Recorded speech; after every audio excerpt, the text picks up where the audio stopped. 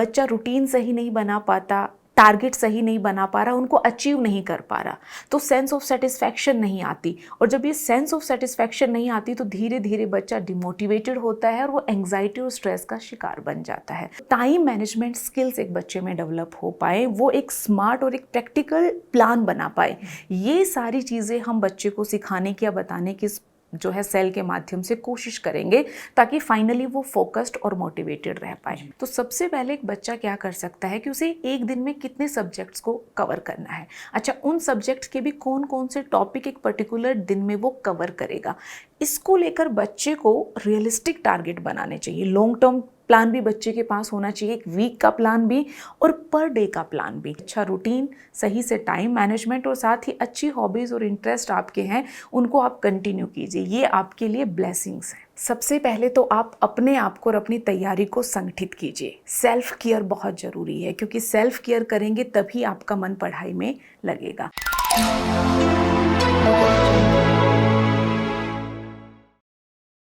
Hello aspirants, vision IAS के faculty conversation video में आप सभी का स्वागत है।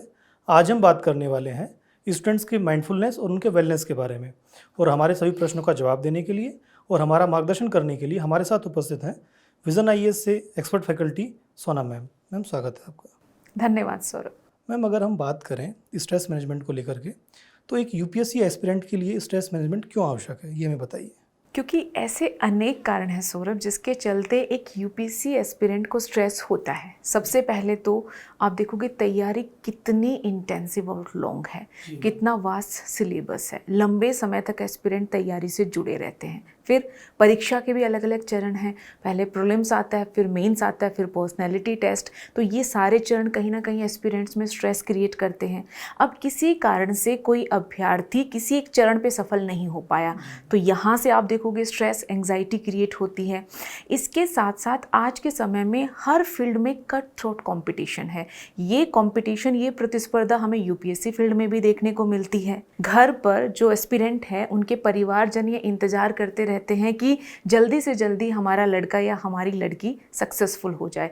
तो ये जो है सफलता प्राप्त करने का एक दबाव बच्चे पर बना रहता है, और इस तरह के अनेक सामाजिक दबाव हैं जो एक बच्चे पर बनते हैं। तो ये सारे कारण हैं जो एक एस्पिरेंट में एंग्जाइटी और स्ट्रेस क्रिएट करते हैं।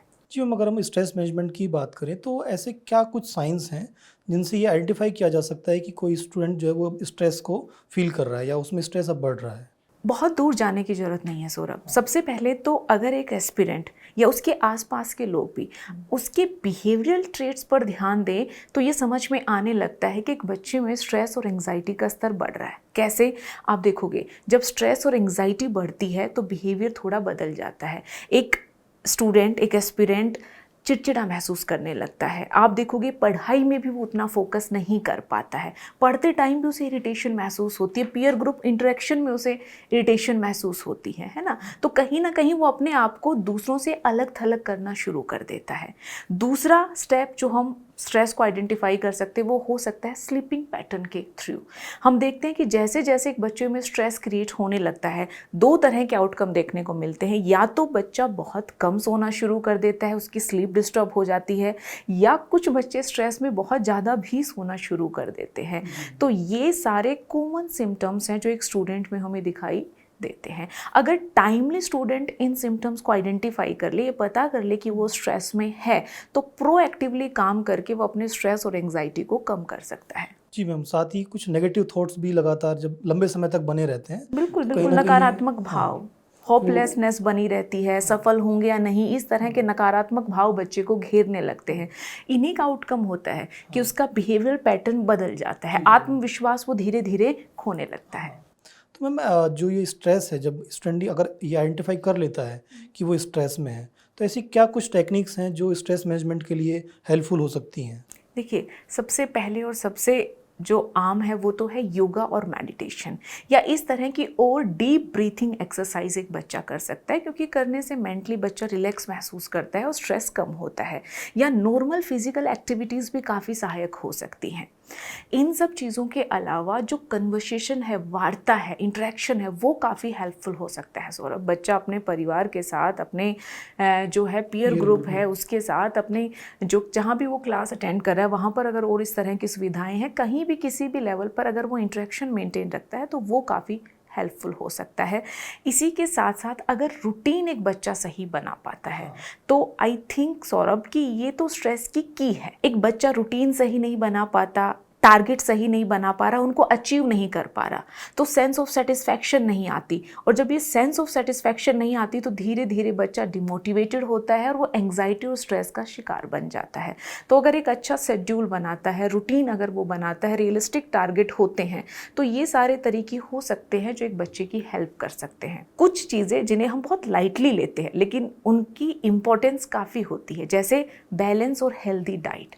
अगर हम बहुत ज़्यादा कैफीन, शुगर या प्रोसेस्ड फूड है उनको अवॉइड करते हैं, हेल्दी फूड अगर इनटेक हम बढ़ाते हैं हेल्दी फूड का, तो ये चीज़ें भी कहीं ना कहीं बच्चे के मूड को अपलिफ्ट करते हैं और पॉजिटिव डायरेक्शन में अपलिफ्ट करने का काम करते हैं, क्योंकि जैसा आप खाते हैं उसका प्रभाव आपके शरीर, मस्तिष्क, हर क्षेत्र में देखने को मिलता है। जी मैम, मुख्य रूप से दो स्तर पर काम करना चाहिए। एक तो उनकी दिनचर्या को लेकर के कि दिनचर्या में योगा, मेडिटेशन को शामिल करें, और दूसरा अपनी पढ़ाई का जो उनका मैनेजमेंट है उसको लेकर के वो सही से रूटीन बनाए, टाइम मैनेजमेंट। हाँ, और रियलिस्टिक गोल्स बनाए वो। बिल्कुल सर। जी मैम, अगर हम विजन आईएएस की बात करें तो विजन आईएएस द्वारा स्टूडेंट वेलनेस को लेकर के कुछ स्टेप्स लिए गए हैं, वो क्या है हमें बताइए। बिल्कुल, एक कदम काफ़ी अहम है सौरभ, वो है विजन आईएएस वेलनेस सेंटर या सेल, जिस भी नाम से हम इसे जाने।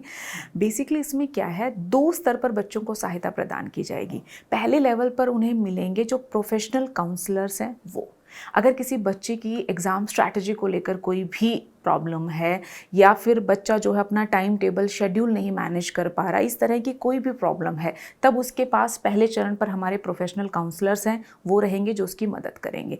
अच्छा, अगर बच्चे की प्रॉब्लम इससे कहीं आगे बढ़ गई है, अब वो थोड़ा सा स्ट्रेस या एंग्जाइटी है जिसे महसूस कर रहा है, तो उसके लिए फिर हमने ट्रेंड प्रोफेशनल्स रखे हैं। ट्रेंड हमारे पास साइकोलॉजिस्ट रहेंगे जो बच्चे की कॉग्निटिव बिहेवियरल थेरेपी के माध्यम से मदद करेंगे। इस थेरेपी के माध्यम से जिस बच्चे के विचार, थॉट्स नेगेटिव डायरेक्शन में जाना शुरू हो चुके हैं, उनको फिर से रिडायरेक्ट करके पॉजिटिव डायरेक्शन में ले जाने की हम कोशिश करेंगे। तो ये 2 स्टेप्स हैं या 2 चरणीय सहायता है जो इस सेल के माध्यम से दी जाएगी। निश्चित ही मैम, ये बहुत ही पॉजिटिव स्टेप्स हैं। मैम, अगर हम इसमें और थोड़ा सा गहराई से बात करें तो इस सेल या इस सेंटर में किन स्टूडेंट्स के इश्यूज़ को देखा जाएगा और उनको क्या समाधान करने की क्या अप्रोच रहेगी। देखिए, जैसा कि मैंने अभी बताया सौरभ कि अगर बच्चे का स्ट्रेस और एंग्जाइटी अब बढ़ चुकी है तो उसके लिए तो मैंने बताया ट्रेंड हमारे साइकोलॉजिस्ट रहेंगे जो कॉग्निटिव बिहेवियरल थेरेपी के माध्यम से उनकी मदद करेंगे।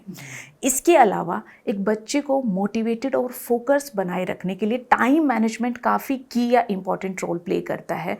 तो टाइम मैनेजमेंट स्किल्स एक बच्चे में डेवलप हो पाए, वो एक स्मार्ट और एक प्रैक्टिकल प्लान बना पाए, ये सारी चीज़ें हम बच्चे को सिखाने की या बताने की जो है सेल के माध्यम से कोशिश करेंगे ताकि फाइनली वो फोकस्ड और मोटिवेटेड रह पाए। इसके अलावा बहुत सारे आज के टाइम में इमोशनल इश्यूज़ होते हैं।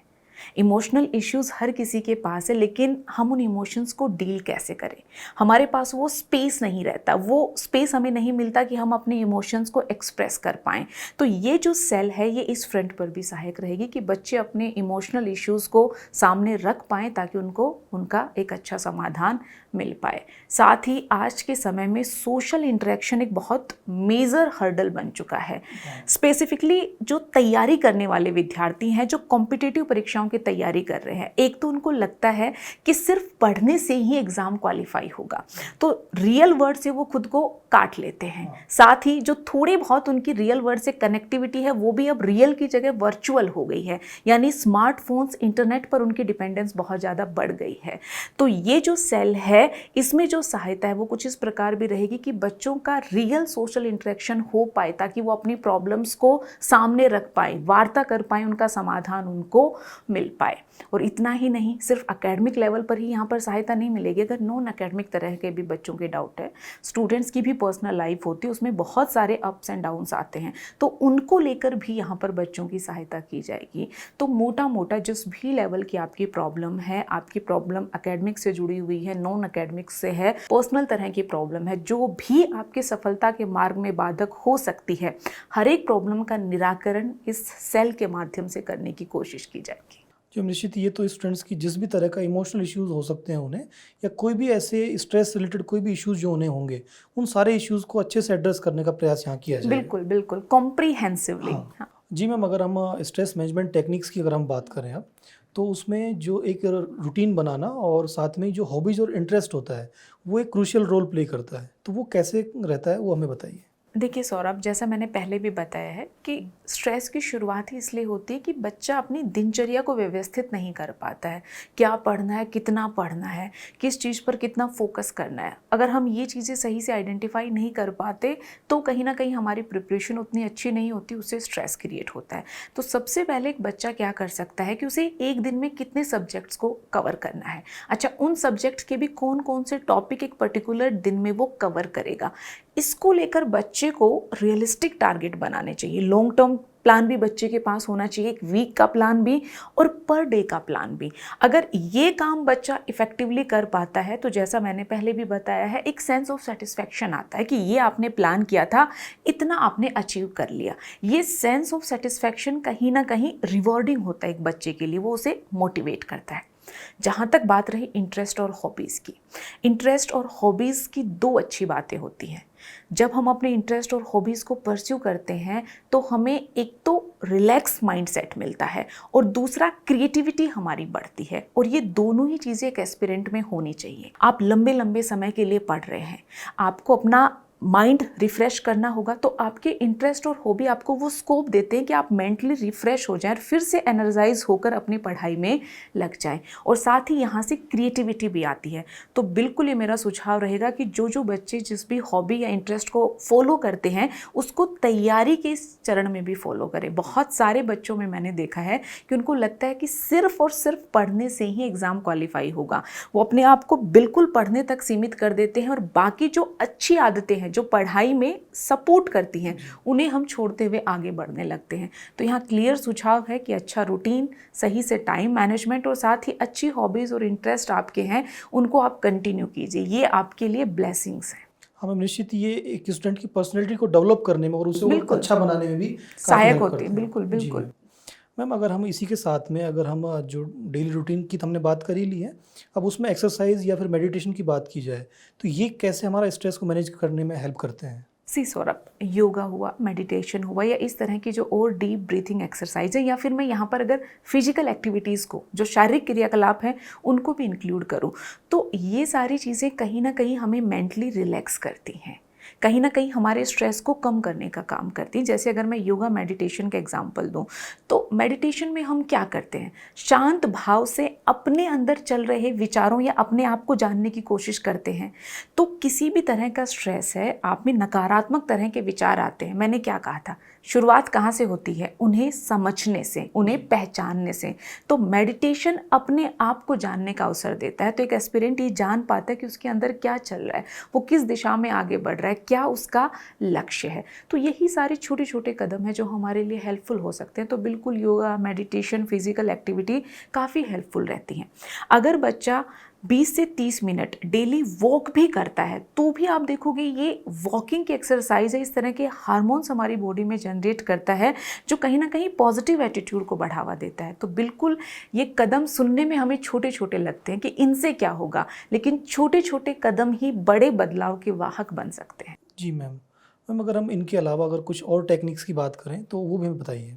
देखिए, इनके अलावा सही और समय पर नींद काफ़ी ज़रूरी है। हाँ, है ना। कुछ बच्चों ने कहीं सुना होगा कि यूपीएससी के लिए जो तैयारी करते हैं वो तो सोते ही नहीं हैं, या वो 15-20 घंटे पढ़ते हैं। ये सारे भ्रम हैं, इनको छोड़कर सही समय पर सोना और टाइमली अपनी नींद को पूरा करना ये बहुत ज़रूरी, क्योंकि उसी से आप रिफ़्रेश होते हैं। 7 से 8 घंटे की डीप या साउंड स्लीप आपको लेनी पड़ेगी। वहाँ से जब आप रिफ्रेश होकर उठेंगे तो पढ़ाई में आपका मन लगेगा, ज़्यादा कंसंट्रेटेड वे से आप चीज़ों को कवर कर पाएंगे। क्योंकि यूपीएससी में सफल होने के लिए ये मैटर नहीं करता कि आप कितनी देर किताब लेकर बैठे हैं। जो मैटर करता है वो ये है कि जितनी देर आप बैठे हैं उसमें कितने समय आप फोकस्ड होकर जो पढ़ रहे हैं उसे वास्तव में आत्मसात कर पा रहे हैं या समझ पा रहे हैं। तो सोने का जो पैटर्न है उसे सही करना यहाँ पर काफ़ी ज़रूरी है। और साथ ही आजकल तो सारे एस्पिरेंट तकनीक को बहुत भली भांति जानते हैं, तो बहुत सारे ऐसे एप्लीकेशंस हैं जिनके माध्यम से वो योगा, मेडिटेशन, इन सब को लेकर मदद ले सकते हैं कि सही ढंग से इन चीज़ों को कैसे किया जा सके। बहुत सारी ऐसी एप्लीकेशन हैं जो बच्चों की मदद करते हैं कि इन सब तरह के तनाव या एंग्जाइटी से कैसे बाहर आया जा सके, तो ये भी यहाँ पर मददगार हो सकता है। जी मैम, निश्चित ही कहीं ना कहीं स्टूडेंट्स को सही से मैनेज करते हुए और उनकी जो भी इश्यूज़ हैं उनको आइडेंटिफाई करते हुए एक सही रणनीति बनाने पर प्रयास करना चाहिए। बिल्कुल बिल्कुल। और एक चीज़ यहाँ पर सौरभ, अब हम बात कर रहे हैं तो मैं ऐड करना चाहूँगी सोशल इंटरेक्शन। जी मैम। यूपीएससी एग्ज़ाम में सक्सेसफुल होने के लिए आपको अपने आप को दुनिया से काटकर अलग थलग करने की आवश्यकता नहीं है, है ना। यहाँ पर मेरा सुझाव, बच्चे बड़ा ध्यान से सुने, कहने का अर्थ ये भी नहीं है कि आप और तरह की चीज़ों में ही उलझे रहें, लेकिन जितना ज़रूरी है उतना सोशल इंटरेक्शन भी रखें। अपने परिवार जन से बात करें जो आपको पॉजिटिव रखते हैं, जो आपको मोटिवेट रखते हैं। अपना एक स्टूडेंट्स अच्छा ग्रुप बनाए जहाँ से उनको एनर्जी मिले। और स्टूडेंट का ग्रुप या पीयर ग्रुप सबसे ज़्यादा हेल्पफुल होता है। इसका एक सिंपल सा कारण है सौरभ, मान लीजिए मैं भी एग्ज़ाम दे रही हूँ, आप भी एग्ज़ाम दे रहे हैं, हम मिलते हैं, है ना, दोनों स्ट्रेस में है, कहीं ना कहीं कुछ तनाव एग्ज़ाम से पहले बना रहता है। तो जब मिलकर हमें पता चलता है वो ये है कि मेरे जैसे जो अन्य अभ्यर्थी एग्ज़ाम दे रहे हैं वो भी इसी तरह का दबाव महसूस कर रहे हैं, तो जो इस दबाव का सामना करते हुए आगे बढ़ेगा वही वास्तव में इस परीक्षा में सफल होगा, ये भाव आता है। तो पीयर ग्रुप यहाँ पर काफ़ी इंपॉर्टेंट रोल प्ले कर सकता है। और इतना ही नहीं, अगर पीयर ग्रुप आपके जो परिवारजन हैं उनसे भी आपका काम नहीं बन पा रहा तो विजन आईएएस है, हम तो बहुत सारी फैसिलिटी दे रहे हैं, मेंटर्स, और अब तो वेलनेस सेंटर भी है। यहाँ जिस भी तरह का स्टूडेंट का कंसर्न है उन सब का समाधान होगा, बट इंटरेक्शन की है। जी मैम, क्योंकि अगर हम अकेलेपन में या फिर लोनलीनेस के साथ अगर स्टूडेंट कोई रहता है तो वो अपने ही विचारों में कहीं ना कहीं घूमते हुए रह जाता है। बिल्कुल, वो नकारात्मक सोचता है तो उसी जो है एक विशियस साइकिल में उलझ जाता है, वो उससे बाहर ही नहीं आ सकता, तो साइकिल को तोड़ना पड़ेगा।